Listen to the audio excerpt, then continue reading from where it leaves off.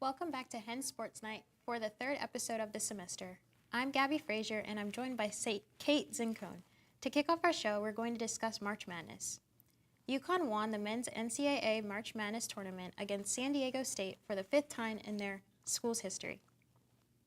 The LSU Tigers won the NCAA Women's March Madness tournament for the first time on Sunday against the University of Ohio Hawkeyes. University of Ohio's Caitlin Clark becomes the first person to earn a 40-point triple-double in NCAA tournament history. This occurred during the March Madness Elite Eight game against the Louisville Cardinals. Moving on to Major League Baseball, the 2023 MLB season started on Thursday, and the Phillies are the only team that has won a game after making a run in the World Series last season. With the addition of the rule changes, especially the pitch clock, the average MLB game is now 21 minutes shorter, just a few days into the new season, and the number of stolen bases has increased. And now transitioning into UD sports. Delaware baseball beat Fayetteville tonight by 19-3 and secured their spot at Citizens Bank Park in the Liberty Bell Classic Championship. The men's lacrosse team beat Hampton 19-1 on Saturday and has earned back a spot in the national rankings at number 20. The Hens look to improve to 8-3 on the season and against Fairfield this weekend. Up next, we have James here to talk about the NBA playoffs. So one of the first things that I want to talk about when it comes to talking about the NBA playoffs is some of the teams. And one of the teams I want to take a closer look at is the Dallas Mavericks and their recent struggles. Recently, they've lost 7 out of their last 8 games. They're playing very poor defense.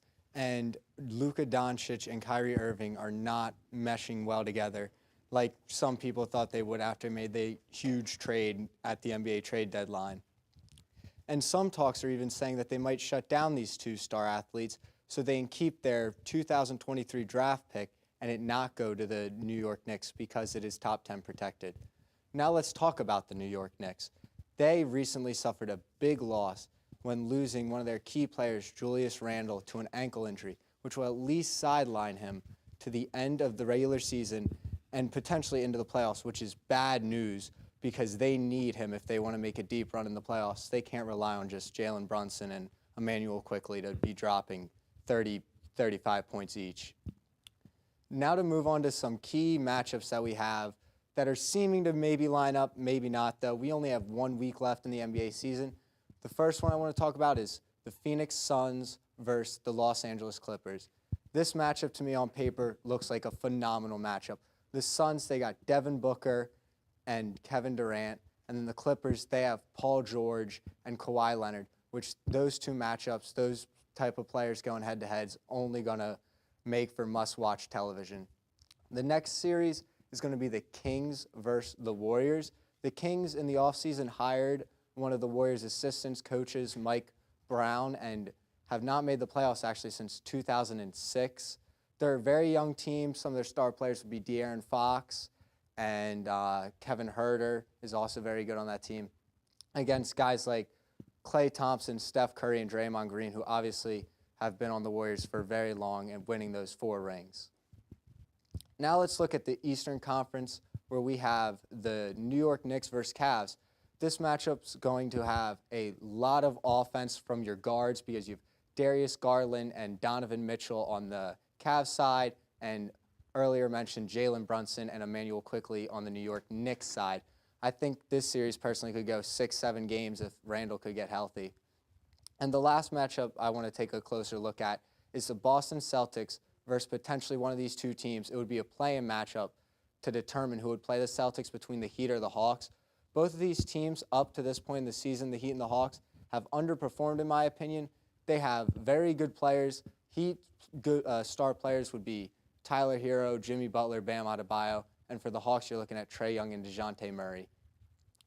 Now let's move on to the hotter team in the West, which is the Los Angeles Lakers, who have won 6 out of the last 7 games, and they're getting healthy at the right time with Anthony Davis, LeBron, both being healthy. The Lakers will be a very tough team to stop if they can stay healthy and make a deep playoff run.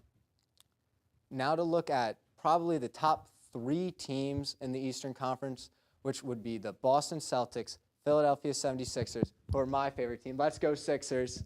and the Milwaukee Bucks. One of the problems, though, that will face the Sixers are they are not very deep when it comes. After you get to that starting five, you probably have two legitimate options off the bench in DeAnthony Melton and Georges Niang. The Milwaukee Bucks, though, they put out 10 guys any night against you, and they have won the championship when they beat the Phoenix Suns in 6 games in 2021. And the last team is the Boston Celtics, team that actually lost to the Golden State Warriors last year in the NBA Finals, lost their coach in the offseason. They're looking to get back. And personally, when I look at these three teams, I have the Boston Celtics winning the Eastern Conference again, going to the NBA Finals. And now let's talk some March Madness with Ryan and Bartek. Thank you, James. Well, another year and another busted bracket. Yeah, same here. Hello, everyone, and welcome to Bracketology by Hens Sports Night. We are your hosts. I'm Ryan Furman. And I'm Bartek Zarzecki. 68 teams get to hear their names called by Greg Gumbel on Selection Sunday. Each and every one of them having a chance to shock the world, where anything can happen in March.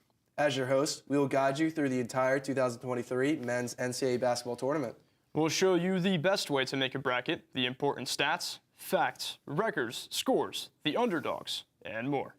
This year was a very exciting tournament, and we hope you enjoyed it as much as we have, even if your team wasn't on top.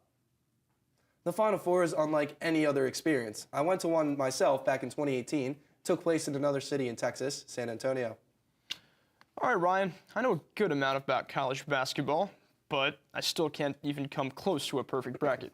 What do you think I should do? Even if you decide to randomly pick each game, these are your odds. Yeah, basically, you don't have a chance. Near impossible.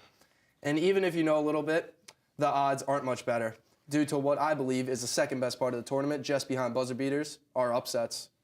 And I know upsets happen often. I picked a good amount of them myself, but I still can't seem to predict them right. I know, man, I know. Neither can I. Most of it is luck with only a little amount of knowledge needed. Here is the completed bracket of this year's tournament. If you look to the top left corner, that's where the South region is, and that's where we'll be starting.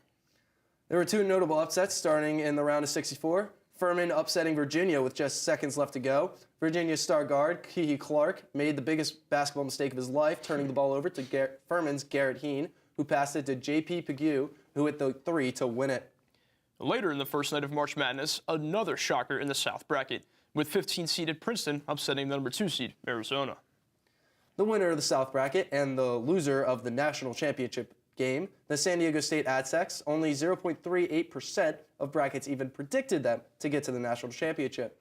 Their road, they defeated 12-seeded Charleston, 13-seeded Furman, 1-seeded Alabama, 6-seeded Creighton, and 9-seeded Florida Atlantic, beating Creighton by only 1 point with a game-winning free throw by Darion Trammell and FAU by 1 on a buzzer beater by Lamont Butler. And Creighton making it to the Elite Eight was the farthest they ever made it, but their run was stopped right there by San Diego State, just as Ryan mentioned, but they stopped the red-hot number 15 seed Princeton in the Sweet 16. Virginia was a 4 seed for the past 2 seasons, and both times losing in their first game last year to Ohio and this year to Furman. This was the school that won it all in 2019. And this year was Alabama's first time ever as a number 1 seed, and they still lost in the Sweet 16. It could have been due to their best player, Brandon Miller, only scoring 9 points when he was averaging almost 19 per game in the regular season. However, he still only is a freshman. Yeah, but our most valuable players from the South region were Darion Trammell, Ryan Kalkbrenner, and Ryan Langborn. Moving to the top right corner, we have the Midwest region. In my bracket, I actually had this region near perfect, besides Miami rolling through 1-seeded Houston and then 2-seeded Texas. Miami eventually lost to UConn in the Final Four. The two big PA rivals being the only 2 teams to upset besides Miami in the Midwest. Number 10 seed Penn State beating 7 seed Texas A&M, and 11 seed Pitt beating 6 seed Iowa State. But this is March, and those quote-unquote upsets are practically expected. Yeah, that's right. The closest game in the entirety of this region was 3-seeded Xavier and 14-seeded Kennesaw State. Xavier ended up winning by 5, but the game was a lot tighter than that towards the end. The biggest loser of the region had to be number 1 seed Houston. When they lost to Miami in the Sweet 16, their defense was to blame, allowing 89 points, which is the 3rd highest in games in regulation. And the only two above it were 1 seeds just pounding on 16 seeds. But moving on to the Texas Longhorns, Coach Rodney Terry was the first interim coach to reach the Elite Eight since 1989. Terry is now the full-time coach of the Longhorns. This Elite Eight appearance was the first for Texas since 2008.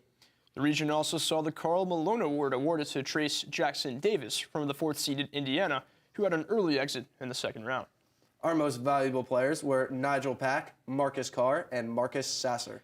Looking at the bottom right, we have the West region. First, we have to mention the biggest upset in the region being the 8th-seeded Arkansas beating number 1 seed Kansas in the second round, 72-71, in an absolute thriller.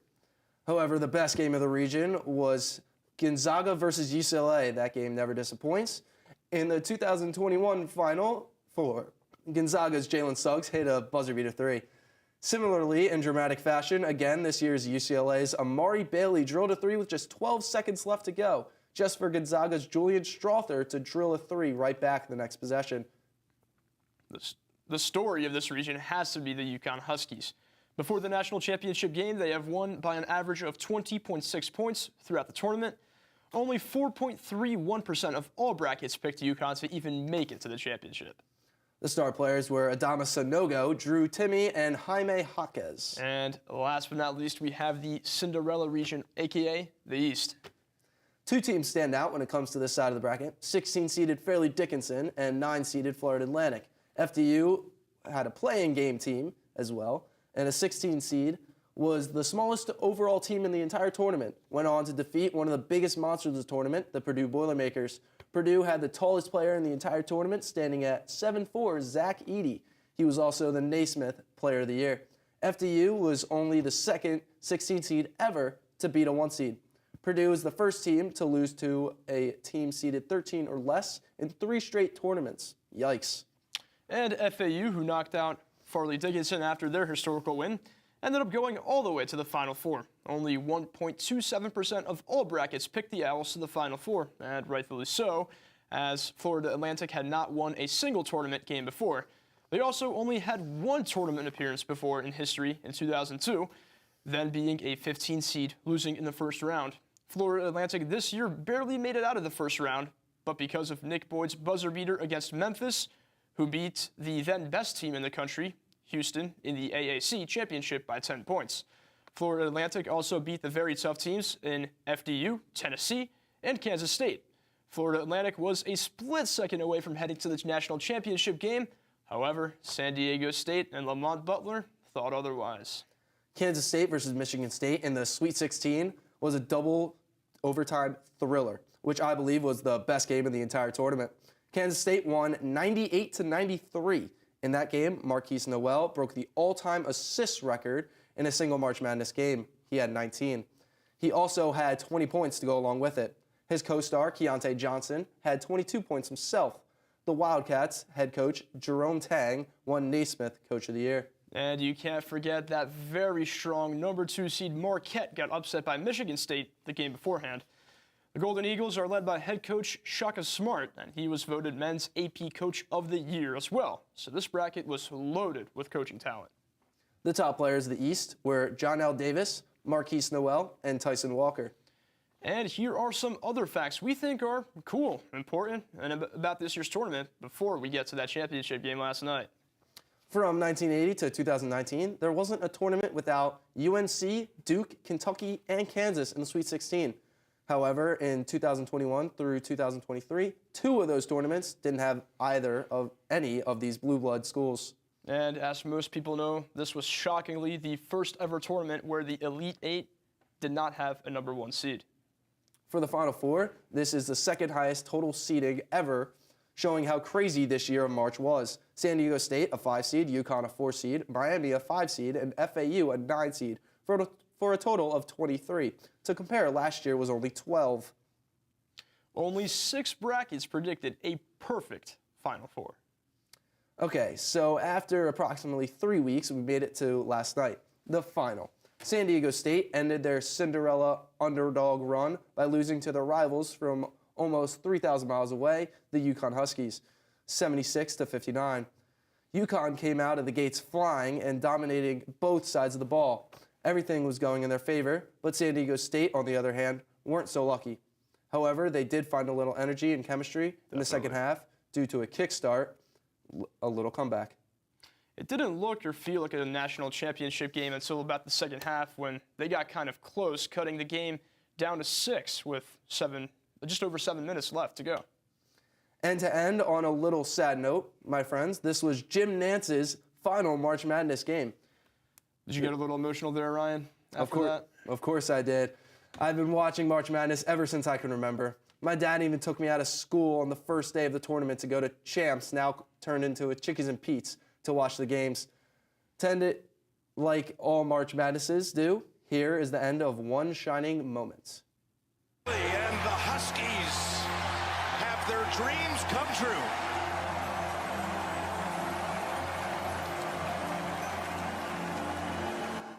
And now the moment you've all been waiting for. Let's see Faith try lacrosse for the first time. I'm Andrea. I'm Faith. And on today's episode of Faith Tries, I'll be teaching Faith Lacrosse. I've been playing lacrosse for about 6 years. I also work for the Division I teams at Delaware, as well as a local recreational league back home. And I started my own recreational club here at Delaware Recreational Lacrosse at UD. I've never played lacrosse once before in my entire life. I really don't know what else to say. This is my first time. Faith is wearing regulation pickle socks for all lacrosse players. Don't I look stunning? This is the draw to start off possession. It's really big. You gotta squat down Win it. low? Yeah, you squat low. Yeah. Push with your stick. So you want to get it low. And then at the tweet, the whistle go tweet, and you go, oh! And then you chase after it. First thing we're gonna do is teach Faith how to pass and catch. It's like an egg. The ball is an egg. You have to protect the egg. So when you go to catch it, your stick is gonna be up here. You're gonna pull it back. So, you're gonna be very light with it. Catch it. Catch it. Yeah. Pass. You're gonna pull with this arm and push with this arm. So it's gonna be sort of, yeah, like a. Oh. See what you kind of did there was you went like this. Right. You want to pull it back. Like that.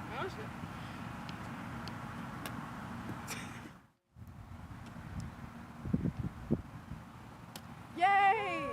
Bro. Wow. I'm getting the hang of it. Put her in a game. Hat trick. Put me on the team, Andrea. Put me on the team. Water break. Athletes gotta hydrate. We've recruited a new player to the team. The Wall. The wall is a lacrosse player's best friend because you got to learn how to pass to the same spot. So you look at one brick, and it comes back at you pretty fast. So now what? You throw it and you catch it.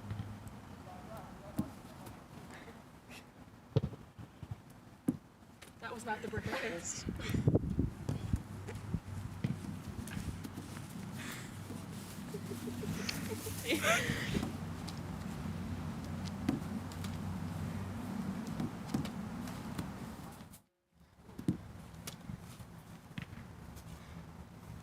So, I wouldn't call the Wall my best friend quite yet, but I think we're like acquaintances. We maybe need to get a cup of coffee and get to know each other a little better.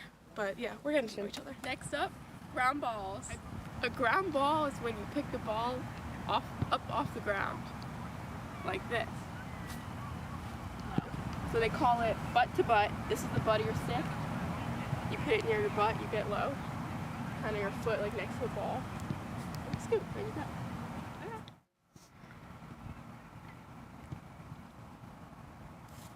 Yeah.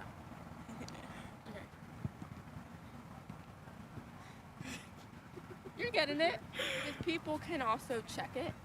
Oh, like that. And then you lose the ball. I lost it all right. Step with your left foot. Kind of draw. Swing. Ball.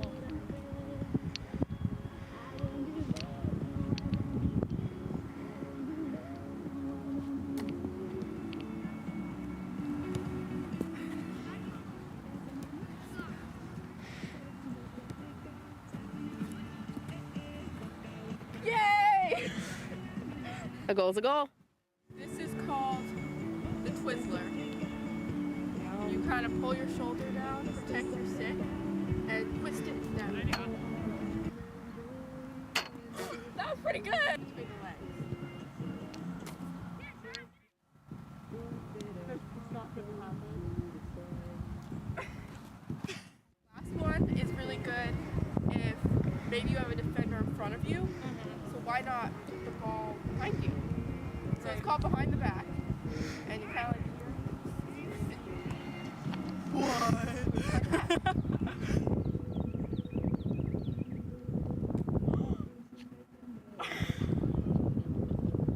Okay, Faith, how do you feel about lacrosse?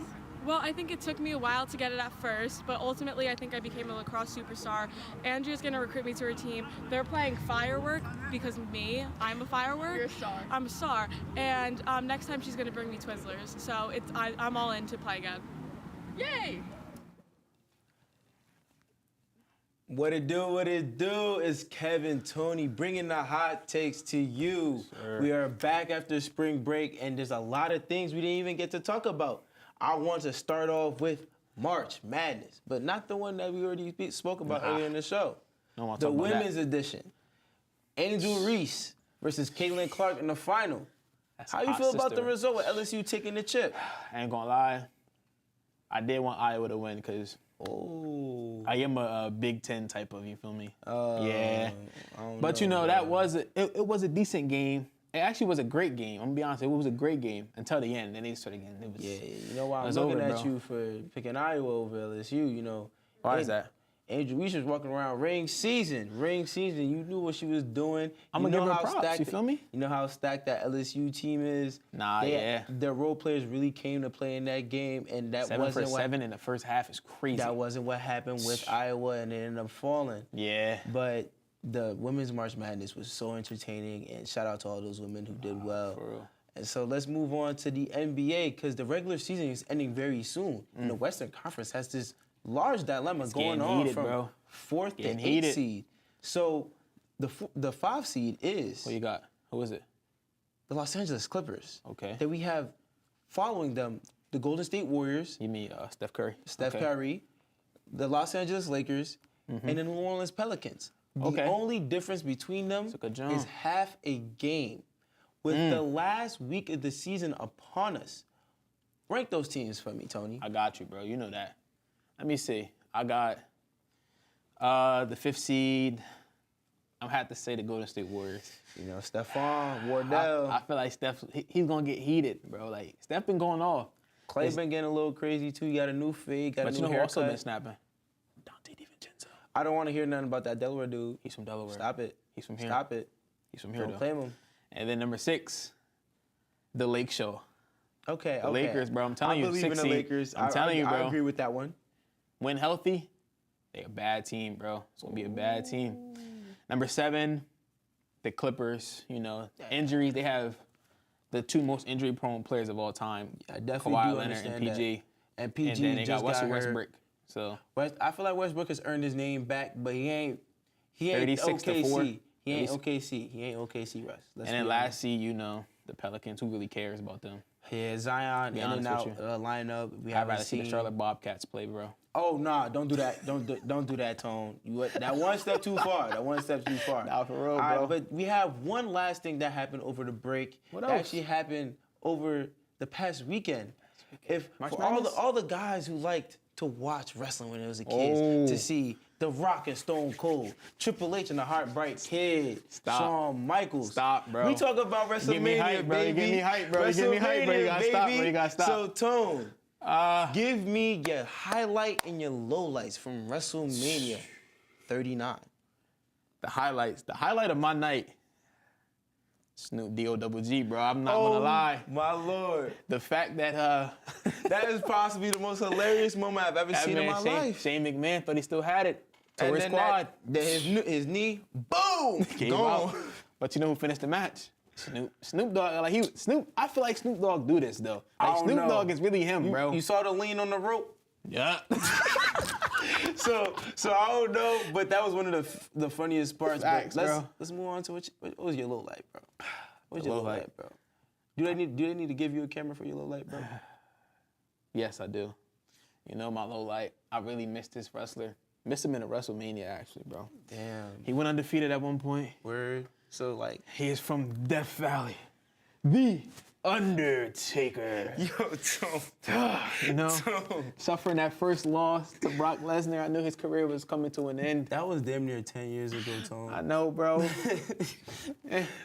Like, come on. I understand. I can't give it up, bro. I understand missing out on the Undertaker. We're used to seeing him for so many years, but they got new blood. We got new blood. So I'm gonna say my highlights and my lowlights.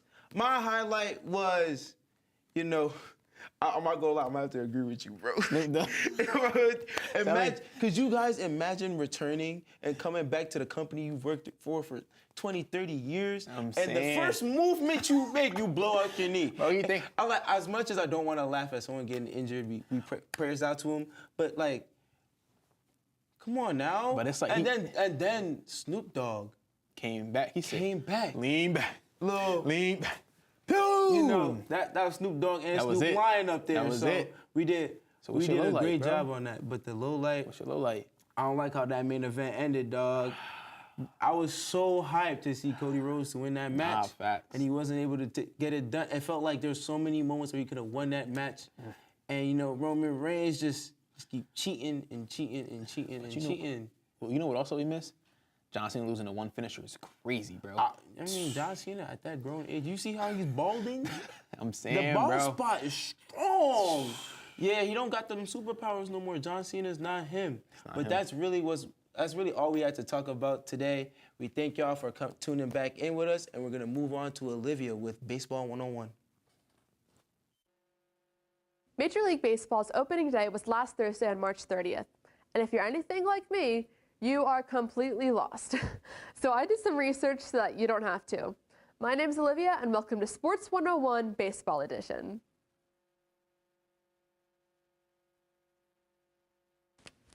This is a baseball diamond. It has first, second, and third base, home plate, and a pitcher's mound. This is the outfield, and this is the infield. This is where we'll see the defensive players. On the bases or at home plate batting, we'll see the offensive players. The goal of the offense is to hit the ball anywhere on this part of the field that will be as far away from the defense as possible, giving them time to run to first base and ideally all the way beyond, touching each of these bases and going back to home plate. Score a run for their team. The goal of the defense is to get the offense out in any manner that they can. This can include retrieving the ball and getting it back to any of these bases, tagging the players, or striking them out, all of which I'll talk about later. But before we get into that, we need to talk about the structure of the game. When we start the game, we are at the top of the first inning because we're in the first half of that inning. After the offensive team gets 3 outs, we enter the bottom of the inning, at which point the offense and the defense switch positions. Once this team gets 3 outs, they will switch again and enter the top of the second inning. After 9 innings, whoever has the most runs wins the game. Now, let's first start with the offense. So, the batter will go up to home plate and stand in either one of these 2 boxes. These are the batter's boxes, and whichever one he chooses depends on which arm he wants to bat with. What he wants to do is to hit the ball that the pitcher throws so that he can make it to first base, and all of the bases beyond, hopefully. The bases are safe zones for the players where they cannot be tagged out by the defense. Now, the pitcher wants to throw a good pitch, meaning it ends up in an imaginary box right around here called the strike zone. If the ball that the pitcher throws does not end up in the strike zone and the batter does not swing at it, it's called a ball. If the batter swings and misses no matter where the ball ends up, that is called a strike. The batter can also get a strike if the pitcher throws it into the strike zone and he does not swing. Now, if the batter hits it, many things can happen. One thing that could happen is the batter hits a foul ball. A foul ball happens when the batter hits the ball and it ends up outside of these baselines. Another thing that can happen is that the ball could be caught by a defensive player. This results in an out for that team. Or the player can bunt the ball. meaning he just boop, tapped it right down in front of him. This means all of the defensive players who were spread out waiting for a far hit have to run in so that they can get that ball. The batter could also hit a base hit, meaning he bats it likely somewhere in the outfield, giving him time to run to one of the bases.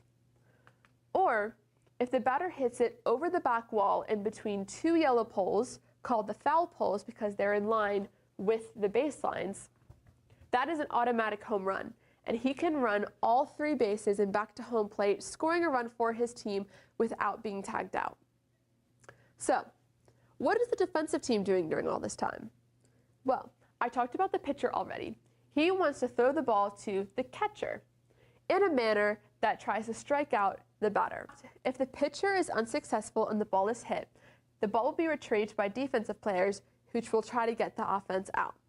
This can happen by the player having the ball with his foot on the base before the batter can get there, or the defensive player can tag the offensive player with the ball. He cannot throw it at him, but he can touch him with it. One thing that is interesting is that the runner does not have to be on the safety of his base in between bats. He can decide to lead off of the base without the pitcher noticing. If the pitcher notices, he can throw the ball to the baseman to try to get this player out. If the runner is successful to making it to the next base without getting out, he will do what is called stealing a base. And here's an example of that. Everyone's focused on the batter and the pitcher, but this player was able to make it to his next base before that player was able to tag him out. This 2023 season of Major League Baseball is going to be a special one because we're seeing the introduction of 3 new rules. The first of which is the addition of a pitch timer. If there are offensive players on the bases, the pitcher has 20 seconds to pitch the ball to the batter. However, if the bases are empty, the pitcher has only 15 seconds. We're also seeing an increase in the size of the bases. They used to be 15 inches square. Now we're going to see that size increase to 18 inches square. This is to increase safety because that additional space gives players more room to play and can reduce the collisions that could happen on that base. With the base size increasing and the addition of the pitch timer, stealing bases will likely become more common. We're also seeing the introduction of defensive shift limits. This means that there must be at least 4 players in the infield, and 2 players must be on either side of second base, and these players cannot switch sides. A big thank you to all of these sources that I used. All right, that's all I have for you today. Until next time, this has been Sports 101 presented by Hens Sports Night. See ya.